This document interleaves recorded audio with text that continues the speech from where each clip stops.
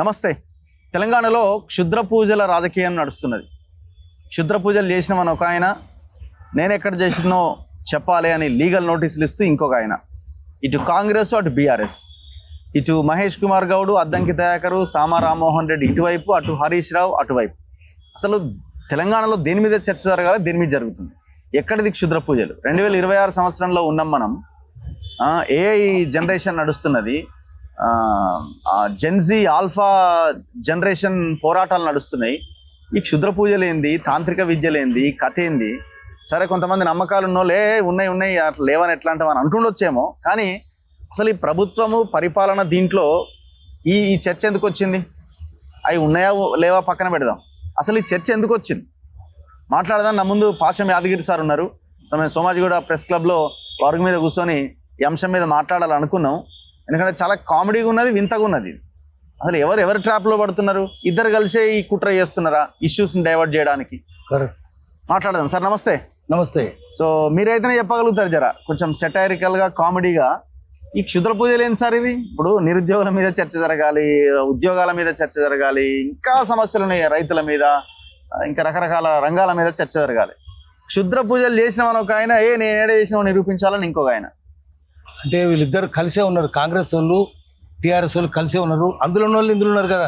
ఏ జిల్లా కనబండి నిడదాకా టీఆర్ఎస్ ఉన్న వాళ్ళే ఇందులో ఉన్నారు. ప్రతి జిల్లాలో వాళ్ళే మంత్రులు కూడా. ఎక్కడ పోతాయి మొసలు? మీ చెరువు ఎండిపోతే కింద చెరువులో పోతాయి, బీఆర్ఎస్ చెరువు ఎండిపోతే కాంగ్రెస్ చెరువులోకి వచ్చినాయి ఆ మొసలు. ఏ జిల్లా కన్నా బండి వాళ్ళే మంత్రులు, వాళ్ళే ఎమ్మెల్యేలు. కాబట్టి ఇద్దరు కలిసి డ్రామా చేస్తున్నారు. అందుకు పత్రికలు కూడా, ఎందుకంటే వాళ్ళే పత్రికలు, టీవీలన్నీ వాళ్ళే కదా. ఆ రాజకీయ పార్టీలే, తెలుగుదేశం కొన్ని, కాంగ్రెస్ కొన్ని, టీఆర్ఎస్ కొన్ని, అన్నీ వాళ్ళే, ఇంకా వేరే లేవు. బీజేపీ కొన్ని ఉన్నాయి. అందుకని వాళ్ళు డ్రామా చేస్తారు అందరు కలిసి. పత్రికలు ఏం చేస్తాయంటే, శ్రీశ్రీ ఎప్పుడో చెప్పినట్టు, పత్రికలు గోరంతలు కొండంతలు చేస్తాయి, కొండలు గోల్కొండలు దాచేస్తాయి. కనిపించినాయి పెద్ద పెద్ద దొంగ పనులు చేస్తే అవి రావు చర్చ. క్షుద్ర పూజలు ఏంది చాలా చిన్న విషయం, దాని మీద పెద్ద చర్చ అయిపోతుంది. శ్రీశ్రీ ఎప్పుడో చెప్పిండు, పత్రికలు గోరంతలు కొండంతలు చేస్తాయి, కొండలు గోల్కొండలు దాచేస్తాయి అని. అది ఎందుకు చేస్తున్నాయంటే వాటి యజమానులు రాజకీయ నాయకులే.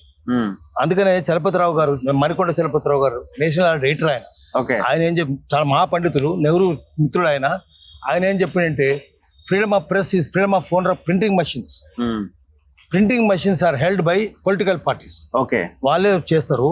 అందుకని నోబడి రైట్స్ ఎడిటోరియల్స్, ఏ సంపాదకుడు సొంత అభిప్రాయాలు రాయడు, ఎవ్రీబడి రైట్స్ ప్రొప్రైటోరియల్స్ అన్నాడు. యజమాని అభిప్రాయాలు రాస్తారు. యజమానులు రాజకీయ పార్టీలే కాబట్టి అవే వస్తారు. రాజకీయ పార్టీల నాయకులే యజమానులు కాబట్టి పత్రికలు అవే రాస్తారు. కాబట్టి ఆ మీడియా అన్సోషల్ మీడియా, కట్టర్ స్ట్రీమ్ మీడియా, కట్టరే అది. అందుకని పెట్టుబడికి కట్టుకథకు పుట్టిన విషపుత్రికలు ఆంధ్ర దినపత్రికలను శ్రీసినాడు. విషపుత్రికలే అవి, అందుకని విషయాన్ని రాస్తాయి. అయితే ఈ క్షుద్ర పూజలు ఎందుకు వచ్చినాయి? క్షుద్ర పూజలు అది శూద్రులు పెట్టిన పూజలు. ఎందుకంటే ప్రధానమైన గుళ్ళలోకి దళితుల్ని, శూద్రులను రానియలేదు. అందుకని వాళ్ళు ఎల్లమ్మ, పోషమ్మ, మారమ్మ పెట్టుకుంటారు. ఆడ ఏం చేయాలి? బ్రాహ్మణులు రారు కాబట్టి నిమ్మకాయ కొట్టి, కొబ్బరికాయ కొట్టి, గుమ్మడికాయ కొట్టి అట్లా చేసి మొదలైంది. అయితే ఒక జోక్ ఏముందంటే, వాళ్ళైనా వీళ్ళైనా ఒక జేక్ ఏంటంటే, పూజలు చేసేవాళ్ళు ఎట్లా చేస్తారు? పూజలు చేసేవాళ్ళు పూజలు చేసేవాళ్ళు ఏం చేస్తారంటే, వాళ్ళు చెప్తారట పూజారులు, మీరు మా దగ్గర రండి, మీకు సంతానం లేకపోతే సంతాన ప్రాప్తి కలిగిస్తాం. కానీ మాకేం కావాలి, మీకు ఏం కావాలో చెప్పండి. ఆడబిడ్డ కావాలన్నా మగబిడ్డ కావాలన్నా అదే ఇస్తాం మీకు. ఆడబిడ్డ మీరు కోరుకుంటే ఆడబిడ్డ, మగబిడ్డ కోరుకుంటే మగబిడ్డ కావాలని వస్తారు. మీరు ఏం చేయాలి? మీ పేరు చేయండి, రాస్తారు పూజారి. పేరు, ఊరు అన్నీ రాస్తాడు. రాసి అడ్రస్ రాసి, ఏం కావాలి మీకు? ఆడబిడ్డ అండి, ఆడబిడ్డ అంటాడు కాదు, ఏదో రాస్తాడు. ఇక్కడ రాసి మడత పెట్టి వాళ్ళకి ఇస్తాడు. దీన్ని ఇప్పొద్దు, మీరు కలశాలను పెట్టండి, మళ్ళీ ఇక్కడనే పెట్టండి.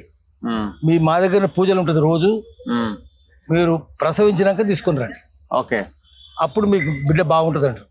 అట్లా పోయి వచ్చేటోడు. ఆడబిడ్డ రాసేవాడు, ఆడబిడ్డ అంటే ఏదో రాసేవాడు, మగబిడ్డ అంటే ఏదో రాసేవాడు, పేరు మాత్రం రాసేవాడు. అందరికీ ఆడబిడ్డ పుట్టిన వాళ్ళు సంతోషంగా వచ్చి దండం పెట్టి దక్షిణలు ఇచ్చిపోయారు. మగబిడ్డ అంటే మగబిడ్డ వాళ్ళు దక్షిణలు ఇచ్చిపోయారు. ఆడబిడ్డ అంటే మగబిడ్డ కలిగిన వాళ్ళు ఉంటారు, మగబిడ్డ అంటే ఆడబిడ్డ కలిగిన వాళ్ళు ఉంటారు. వాళ్ళు వచ్చి, సార్ మేము ఒకటి అడిగితే ఒకటి ఇచ్చింది సార్. ఏమి ఇచ్చినా మీరు? మీ కలశం అయితే ఇదే కదా. అవును, దాంట్లో మీ పేరు ఉందా? తీయండి. అందరి ముందు వేరే వాళ్ళకి చెప్తాడు, తీయండి అది. వీళ్ళిద్దరు భార్య భర్తలు కాకుండా వేరే వాళ్ళకు వచ్చిన వాళ్ళకు తీసి పేపర్ తీయండి, చిట్టి ఉంటుంది అందులో, చదవండి. అది ఊరు పేరు అన్నీ ఉంటాయి. కింద ఆడబిడ్డ అని ఉంటుంది. ఏమో ఆడబిడ్డ అడిగిన, ఆడబిడ్డ వచ్చింది కదా, మేము మగబిడ్డ అడిగినాం సార్. ఆడబిడ్డ అడిగినామా, చూడు ఇందులో అదే ఉంది. అందరు అవునే ఆయన వేడు కోరుకున్నాం, అది ఇచ్చిడు దేవు ఆయన పూజారి, ఇది తప్పేముందే అంటాడు. వాళ్ళు వెళ్ళిపోయేవాళ్ళు. అసలు కథ ఏంటంటే పేరు ఊరు రాసేసి ఆడబిడ్డ కావాలంటే మగబిడ్డని రాస్తాడు, మగబిడ్డ కావాలంటే ఆడబిడ్డని రాస్తాడు. అప్పుడు మగబిడ్డ అంటే మగబిడ్డ వచ్చినోడు వచ్చి పంచాయతీ పెట్టుకోడు కదా, ఆడబిడ్డ అంటే ఆడబిడ్డ వచ్చిన పంచాయతీ పెట్టుకోడు. ఆడదంటే మగ బాబు, మగ అంటే ఆడది కొట్టిన వాళ్ళు వచ్చి పంచాయతీ అప్పుడు ఇప్పి చూపిస్తాడు. చూపిస్తే అందులో కరెక్ట్ ఉన్నట్టే ఉంటుంది. అందరు అబ్బో చాలా మహిమ కలిగిన వాళ్ళు అంటారు. అట్లా ఈ క్షుద్ర పూజల మహిమ పెరిగిపోయింది. అట్లాంటి పూజలు చేస్తారు పోయిన నాయకులు అందరూ. ఎందుకు పోయినారు అంటే వాళ్ళు చేసిన పాపాలు కడుక్కోవడానికి పోయినారు. అందరు పాపాత్మలే కదా, పుణ్యాత్మలు ఎవరైనా. అందరు దొంగ పనులే, అసెంబ్లీలో అందరూ అసెంబ్లీ దొంగలే ఉంటారు, పార్లమెంట్లో అందరూ దొంగలే ఉంటారు, చేసేటైనా దొంగ పనులే చేస్తారు. కాబట్టి ఇప్పుడు మనం చూస్తున్నాము, మెగా కృష్ణారెడ్డి ఉన్నాడు, అన్ని పాపాలు చేసిండు, రోజు పోయి దండం పెట్టుకుంటారు. ఆ మెగా కృష్ణ ప్రోత్సహించిన వాళ్ళు టీఆర్ఎస్ వాళ్ళే కదా, వాళ్ళు పోయి దండం పెట్టుకుంటారు. మళ్ళీ ఆ మెగా కృష్ణ ప్రోత్సహిస్తున్న వాళ్ళు ఇప్పుడు కాంగ్రెస్ వాళ్ళే కదా, కాబట్టి వాళ్ళు కూడా దండం పెట్టుకుంటారు. పాపాత్ములు పాప నివారణ కోసం పెట్టుకుంటారు, పాపాలు కడుక్కోవడానికి పెట్టుకుంటారు. క్షుద్ర పూజలు చేస్తారంటే వాళ్ళు పాపాత్ములని లెక్క. వాళ్ళందరూ తీసి కట్టగట్టి మూసినది మురికాలు వేస్తే వాళ్ళ పాపాలన్నీ పోతాయి. కానీ ఇప్పుడు ఇప్పుడు చర్చ ఎందుకని, ఇది సరే ఆయన చేసిండు అనుకుందాం ఒకసారి, వీళ్ళు దాన్ని ఎందుకు చర్చకు పెట్టాలి, ఆయన దాని మీద లీగల్ నోటీస్ ఎందుకు పంపించాలి? ఎందుకంటే గతంలో కూడా చాలా సార్లు చాలా సందర్భాల్లో అనుకున్నారు, ఫామ్ హౌస్ లో క్షుద్ర పూజలు జరుగుతున్నాయి అది ఇదని. ఎందుకు చేస్తారంటే చర్చను ఎందుకు తీసుకురావాలి, అవతల వాళ్ళు అంత ఎందుకు రియాక్ట్ కావాలి దాని మీద? అదే అది రియాక్ట్ కావడం అనేది కూడా డ్రామా, ముందే స్క్రిప్ట్ తయారై ఉంటుంది. నువ్వు ఈ చర్చ పెట్టు. ఎందుకంటే ఇప్పుడు మేడిగడ్డను, అన్నారము, సుందిలను దాని మీద చర్చ జరగద్దు. కూలిపోయిన వాటి వాళ్ళు చేయొద్దు చర్చ, వీళ్ళు చేయొద్దు. తర్వాత జనం వైద్యం లేదు, వైద్యం లేక జనం చచ్చిపోతున్నారు, అది చర్చ జరగొద్దు. విద్య లేదు, విద్య లేక చచ్చిపోతున్నారు, అది చర్చ జరగొద్దు. పాఠశాలలు మూసేస్తున్నారు, అది చర్చ జరగొద్దు. జనాన్ని పట్టి పీడిస్తున్న సమస్యల మీద దేని మీద చర్చ జరగదు. ప్రధాన సమస్యల మీద, అంటే రాజకీయ నాయకులే బాధ్యులైన చర్చలు ఉంటాయి, కొన్ని ఇష్యూస్ ఉంటాయి, ఆ ఇష్యూస్ మీద చర్చ జరగదు. ఫార్మా పొల్యూషన్ భయంకరంగా ఉంది, చచ్చిపోతున్నారు, దాని మీద ఇష్యూ జరగదు. భూములు లాగేసుకుంటున్నారు, దాని మీద ఇష్యూ చర్చ జరగదు. ప్రకృతి నాశనం అవుతున్నది, దాని మీద చర్చ జరగదు. దేని మీద చర్చ జరగాలంటే అప్రధానమైన విషయాల మీద జరగాలి. పత్రికలు గోరంతలు కొండంతలు చేస్తాయన్నట్టు గోరు మీద చర్చ జరగాలి, కొండలు పోతున్న చర్చ జరగవద్దు. ఎందుకంటే ఈ మీడియా అనేది శ్రీశ్రీ చెప్పినట్టు పత్రికలు మీడియా అనేది అవి గోరంతలు కొండంతలు చేస్తాయి, కొండలు గోలుకొండలు దాచేస్తాయి. ఎందుకు దాచేస్తాయి అంటే అవి కొండలు గోలుకొండలు మణికొండలు హనుమకొండలు మింగే అనకొండలు. పత్రికలు అంతా ఎవరు పెట్టినారు? Sand mafia, land mafia, mine mafia, wine mafia వాళ్ళే కదా యజమానులు. మంచోడు ఎవడన్నా? పత్రిక అంతా దొంగలే కదా. ఇప్పుడు చూడండి ఎన్టీవీ చౌదరి మీద ఎన్ని వస్తున్నాయి ఆరోపణలు, ఫోర్జరీలు గీర్జరీలు ఎన్ని వస్తున్నాయి కదా. అందరూ అట్లాంటి వాళ్ళే. సిబిఆర్ మీద ఎన్ని వచ్చినాయి? అందరు దొంగలే. రాజకీయ నాయకులు రామోజీరావు 3600 ఎకరాలు కబ్జా పెట్టే కదా ఫిలిం సిటీ అంతా ఇక్కడ నుంచి అక్కడికి. మరి అందరు దొంగలే, రాజకీయ నాయకులే వాళ్ళు. అందుకనే చలపతిరావు గారు ఏం చెప్పారంటే every printing press owner is invariably owner of a textile mill or jute mill. Jute mill అంటే JUTA రాసి, jute is not jute, jute is జూటా, JHOOTA. అబద్ధాల మిల్లు అన్నాడు. పత్రికలు అంటే అబద్ధాల మిల్లులు, అబద్ధాలు సృష్టించి వదిలేస్తాయి. ఆ రోజుల నుంచి ఈ రోజు చలపతిరావు గారు ఎప్పుడు చెప్పినారు? 1961లో చెప్పారు, 65 ఏళ్ల కింద చెప్పారు. అది ఈ రోజు రోజుకి ఇంకా అప్పటి నుంచి ఇప్పటికి తాజాగా ఉన్నది, పచ్చగా ఉన్నది, ఇంకా పచ్చగా ఎక్కువైపోతుంది, ఇంకా లేతగా అవుతుంది అప్పటికంటే ఇప్పటికి. అట్లా దొంగలు ఉన్నారు కాబట్టి అసలు ఇష్యూలు, ప్రధాన సమస్యల నుంచి దృష్టి మళ్లించి అప్రధానమైన అంశాల మీద చర్చ పెడతారు. అండ్ ఇంకొకటి, ఇప్పుడు ఈ ఫ్యూచర్ సిటీ మీద పెద్ద డిస్కషన్ ఉంది సార్. ముఖ్యమంత్రి మెట్రో మీద, ఈ ఫ్యూచర్ సిటీ మీద పదే ఢిల్లీకి పోతున్నాడు. ఇప్పుడు మళ్ళీ పోయినట్టు ఢిల్లీకి. అంటే ఈ అంశాలు ఎందుకు అంత ఇంపార్టెంట్ ఇప్పుడు తెలంగాణ రాష్ట్రానికి? అంటే అది ముఖ్యమైనది కాదు. ఎందుకంటే అదే సింగపూర్ ఏదో కంపెనీతో మాస్టర్ ప్లాన్ కూడా రెడీ చేయబోతున్నారు. అంటే వీళ్ళంతా విదేశాల తొత్తులు, ఏదో ఇప్పటికే విదేశాలతో అగ్రిమెంట్ పెట్టుకున్నారు, చేసుకున్నారు. చంద్రబాబు నాయుడు చూసినా కదా, అన్ని విదేశాలతో ఒప్పందాలు పెట్టుకున్నాడు. అప్పుడు ప్రైమ్ మినిస్టర్ కూడా పివి నరసింహారావు, మన్మోహన్ సింగ్ వాళ్ళు కూడా ఒప్పందాలు చేసుకున్నారు. లిబరలైజేషన్, ప్రైవేటైజేషన్, గ్లోబలైజేషన్ అంటే ఏంటంటే డైరెక్ట్ ఫారిన్ ఇన్వెస్ట్మెంట్, విదేశాల నుంచి పెట్టుబడి రావాలి, FDL రావాలి. ఫారిన్ డైరెక్ట్ ఇన్వెస్ట్మెంట్ కోసం ఒప్పందం. దాని ప్రకారం ఇక్కడ పరిశ్రమను మూసేయాలి. ఇప్పుడు అక్కడ కూడా అంతే పరిశ్రమలు. ఒక్కసారి ఫార్మా సిటీ వచ్చిందంటే ఫార్మా కంపెనీలు అంటే ఎవరి? అమెరికన్ కంపెనీలు ఉంటాయి. ఫ్యూచర్ సిటీలో ఫార్మా సిటీ ఉంటుంది. ఫార్మా సిటీ ఎందుకు ఉంటుంది? ఎందుకంటే ఆ కంపెనీలన్నీ విదేశీ కంపెనీలే. ఆ విదేశీ కంపెనీలకు ఇక్కడ పెట్టుబడులు కావాలి. ఇక్కడ ఆ కంపెనీలని, ఫార్మా కంపెనీలను అమెరికాలో పెట్టుకునేరు, ఇంగ్లాండ్లో పెట్టుకునేరు. ఎందుకంటే ఫార్మా అఫ్లుయెన్స్ పోతే, భూమి లోపలికి పోతే మొత్తం విషం అయిపోతుంది. మెరికాప్టన్ గ్యాస్ పైనుంచి వస్తే విషం పీలిస్తే రోగాలు, రకరకాల రోగాలు, చచ్చిపోతారు. అందుకని అక్కడ పెట్టుకోలేరు కాబట్టి ఇండియాలో పెడతారు. ఇండియాలో బానిసల దేశం కదా, పెట్టుకోవచ్చు.